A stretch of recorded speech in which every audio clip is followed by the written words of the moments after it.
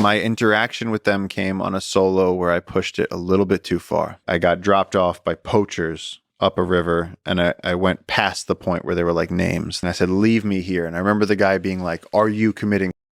And he didn't understand. And I was like, no, I have a backpack and I have like food. They looked at me like they were like, goodbye. And I like went up this river, and my plan was to get to a point where I reached the end of the tributary. There came a day right when I was getting to the end. All of a sudden I saw smoke around the next bend. Like my spine is reacting right now as I talk about it, because I knew what I was going to see, because I knew that it was impossible for loggers to be out there. There's no motor that could take you. The boat would have run aground miles ago.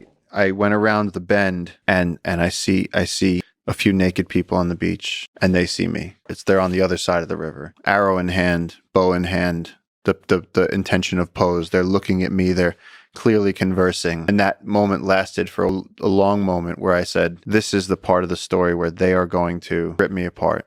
I mean, every other story in the region that we've heard, that's the ending of it. If you're alone with these people, it's not going to go well. And I turned and I ran for like 3 hours, and I got in the river and I swam for a while, and all my food got wet. Just ran for dear life. I had a pack raft.